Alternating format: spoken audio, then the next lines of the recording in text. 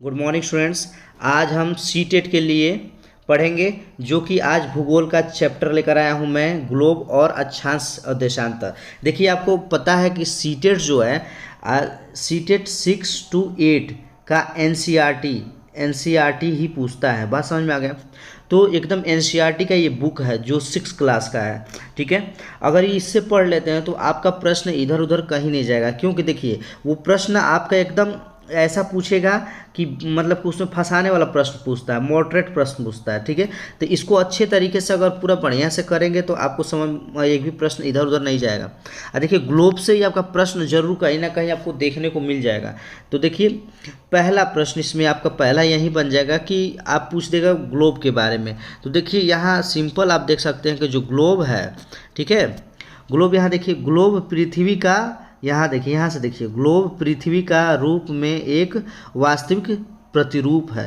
कहने का मतलब इसका क्या है, पृथ्वी जो है ना वो आपका क्या है, वास्तविक एक प्रतिरूप है। किसका मतलब, ग्लोब जो पृथ्वी है उसी का एक रूप दे दिया गया है कि इसको, ग्लोब को। ठीक है, जो यहाँ पे दिख रहा है, ठीक, जो कि आपको सबको पता है कि 23.5 डिग्री झुका हुआ है, इतना पता है। जैसे देखिए, यहाँ से यहाँ तक कैसे है, वो 23.5 डिग्री झुका हुआ है। तो ये क्या है, पृथ्वी का एक रूप है। तो यहाँ लिखा गया, ग्लोब पृथ्वी का लघु रूप में एक वास्तविक रूप है।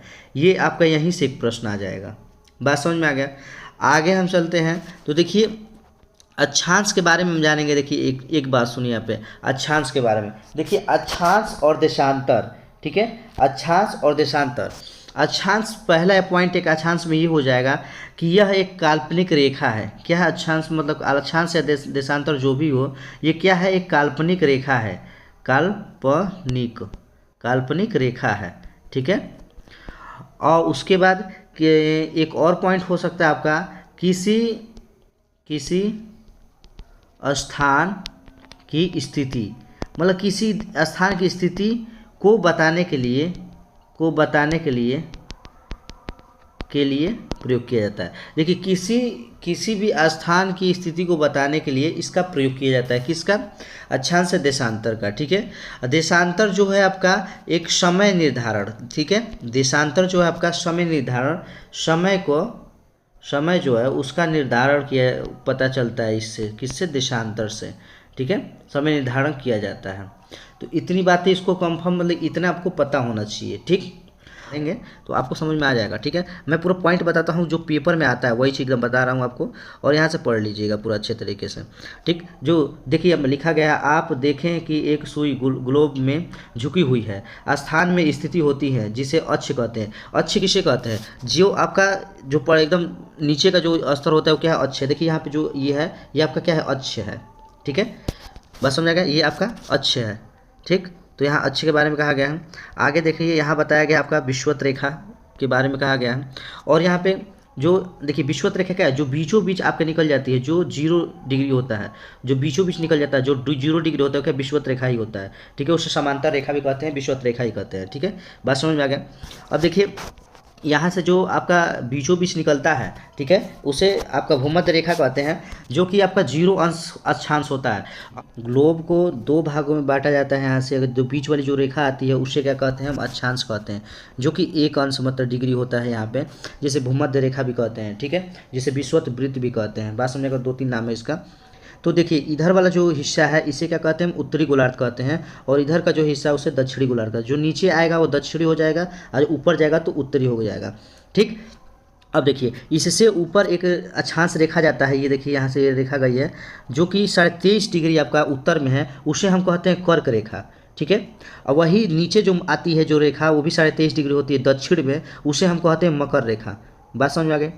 उसके बाद इसके ऊपर 66 डिग्री ऊपर जो होता है उसे हम कहते हैं आर्कटिक वृत्त कहते हैं। ठीक है, और 66.5 डिग्री जो नीचे दक्षिण में होता है उसे क्या कहते हैं, हम अंटार्कटिका वृत्त कहते हैं। इतनी बात समझ में आ गई? ठीक है, अब इसके बारे में जानेंगे। देखिए, ये जो भाग है यहाँ पे, एक बार आपका सूर्य का किरण सीधा पड़ता है, ठीक है, एक बार सूर्य का किरण तिरछा पड़ता है। तो जब तिरछा पड़ेगा तो आपका यहाँ पे क्या हो जाएगा, शीतकटिबंधी हो जाएगा, शीतोष्ण हो जाएगा। ठीक है, शीतोष्ण हो जाएगा। उत्तर में जब तिरछा पड़ेगा तो शीतोष्ण हो जाएगा, दक्षिण में अगर तिरछा पड़ेगा तो आपका शीतोष्ण हो जाएगा। कौन सा? 23.5 डिग्री और 66.5 डिग्री के बीच का जो क्षेत्र है उसमें आपका क्या हो जाएगा, शीतोष्ण हो जाएगा, शीतोष्ण कटिबंधीय। और 23.5 डिग्री उत्तर का शीतोष्ण हो जाएगा। इतनी बात समझ में आ गई। अब यहाँ पे आगे है, अगर आपका जो बीच का जो क्षेत्र है यहाँ पे अंदर वाला जो आपका जो एक यहाँ पॉइंट हो गया, तो ये उत्तरी ध्रुव हो गया, नीचे वाला जो हो गया आपका दक्षिणी ध्रुव हो गया। ये जो ध्रुव है हमेशा यहाँ पे क्या होता है, शीत कटिबंधी, मतलब क्या होता है, ये जो क्षेत्र होता है शीत कटिबंधी होता है, मतलब यहाँ हमेशा बर्फ रहता है, हमेशा बर्फ रहता है। और जो बीच वाला क्षेत्र है जहाँ हम हैं, देखिए ये बीच वाला जो क्षेत्र है ये पूरा आपका 23.5 डिग्री उत्तर और 23.5 डिग्री दक्षिण के जो बीच के क्षेत्र हैं, इसमें आपका क्या होता है, इसमें आपका उष्ण कटिबंधीय है, जो कि आपका इसमें सूर्य का प्रकाश सीधा आता है, तो यहाँ पे गर्माहट रहती है, गर्मी रहती है, ठीक है। और बाकी यहाँ पे तिरछा जब जाता है तो यहाँ पे क्या हो जाता है, शीत कटिबंधीय, मतलब ये ठंडा प्रदेश हो जाता है। तो इतनी बातें अच्छे से समझ में आ गई। ये चीज़ आपको अच्छे से दिमाग में रख लेना है। ऐसे लाइन जाएगा उसे अक्षांश कहेंगे, ठीक है। और जो ऐसे ऊपर से ऐसे करके लाइन आएगा, ठीक है, तो उसे हम देशांतर कहते हैं। इतनी बातें समझ में आ गई। दक्षिणी बिंदु ये है, ये उत्तर बिंदु है, ठीक है। ये दक्षिणी ध्रुव है, उत्तरी ध्रुव, ये हमें हमेशा यहाँ पे बर्फ जमा रहता है। इतनी बात समझ, जैसे यहाँ पे देख लीजिए अभी बताया प्रकाश का किरण सीधा पड़ता है, उसी प्रकार यहाँ पे बताया गया है। देखिए यहाँ पे किया गया कि एक टॉर्च को लेकर और समझाया गया है, यहाँ पे सीधा फोकस जा रहा है, तो इससे क्या कहते हैं, उष्णकटिबंधीय हो जाएगा आपका, ठीक है। वही चीज़ यहाँ पे लिखा गया है। आगे जाएंगे ऐसे ही, तो यहाँ पे देखिए यहाँ पे लिखा गया ना कि जो चीज़ मैं बताया हूँ वही लिखा गया, उष्णकटिबंधीय होता है। जब प्रकाश सीधा पड़ेगा तो आपका उष्णकटिबंधीय होगा, ठीक है। उसके बाद देखिए जब प्रकाश आपका तिरछा पड़ेगा, जैसे यहाँ जैसे जैसे मान लीजिए कि प्रकाश ऐसे पड़ रहा है, पृथ्वी आपका ऐसे है, तो प्रकाश ऐसे पड़ेगा, जब तिरछा पड़ेगा तो वही आपका क्या हो जाएगा, शीतोष्ण कटिबंधीय हो जाएगा, जो कि हल्का फुल्का ठंडा और गर्म रहता है, ठीक है। बात समझ में आ गया, शीतोष्ण हो जाता है, ठीक। जहाँ सालों साल 6 महीना आपका, जहाँ सालों साल सूर्य का प्रकाश जाता ही नहीं है, छः महीना सूर्य का प्रकाश पहुंच ही नहीं पाता है, तो वहाँ ऐसे ही बर्फ जमा रहेगा, तो वहाँ क्या हो जाएगा, शीत कटिबंधीय हो जाता है, ठीक है। वही चीज़ ऊपर बताया है। और एक चीज़ जान लीजिएगा कि यहाँ पे देखिए 21 मार्च और आपका 23 सितंबर एकदम सूर्य क्या होते हैं, एकदम सीधा होते हैं, ठीक है। तो गर्मी बहुत ज़्यादा पड़ता है। बात समझ में आ गया। और कर्क रेखा पे आपका किरण कब तिरछा पड़ता है, तो जो आपका कर्क रेखा है, ठीक है, कर्क रेखा को आपका 21 जून को पड़ता है। और उसके बाद 22 दिसंबर को मकर रेखा पर, 22 दिसंबर को आपको क्या होता है, मकर रेखा पर तिरछा पड़ता है, ठीक है। इतना समझिएगा। देखिए 21 जून को आपका क्या पड़ता है, कर्क रेखा पर तिरछा प्रकाश पड़ता है, ठीक। और 22 दिसंबर को आपको किसी मकर रेखा पर तिरछा पड़ता है, ठीक। अब सीधा किस पे पड़ता है, 21 मार्च और 23 सितंबर को आपका सीधा पड़ता है, इसलिए यहाँ पे बहुत ज़्यादा गर्मी होता है। तो ये हमको लगता है कि जितना भी है आपको बहुत अच्छे तरीके से समझ में आ गया होगा, ठीक है। तो ये इसलिए मैं बता रहा हूँ कि आपको एक बार में अच्छे तरीके से समझ में आ जाएगा एकदम, मतलब कोई दिक्कतें नहीं होगा। और जो ये आप देख लीजिए जो बताया कि ऊपर से जो आता है उसे क्या कहते हैं, हम देशांतर कहते हैं। जो भी ये रेखाएं आती हैं ऊपर से उसे हम क्या कहते हैं, देशांतर कहते हैं, ठीक। तो यहाँ आपके देशांतरों के बारे में दिया गया है। और देखिए ग्लोब का जो अक्षांश और देशांतर है, जितना मैं अब तक बताया हूँ इससे बाहर कहीं नहीं जा सकता, जितना अभी तक बता दिया हूँ। यहाँ स्पष्ट आपका देख लीजिए, एक एक पॉइंट यहाँ पे लिखा गया है। यहाँ आपका एक पॉइंट में यहाँ पे देख लीजिए, यहाँ पे ये दिया गया लघु रूप है, ठीक है, एक लघु रूप है। और यहाँ पे जो ये है कि आपका अक्षांश, ये क्या है, अक्षांश है, जो यहाँ अक्षांश है, ठीक है। तो एक एक चीज़ दिया गया है, मैं एक्सप्लोर करते जा रहा हूँ, आप अच्छे से पढ़ लीजिएगा। मैं जो समझाया वो अगर समझ गए तो समझिए कि वो आपका हो गया, ठीक है।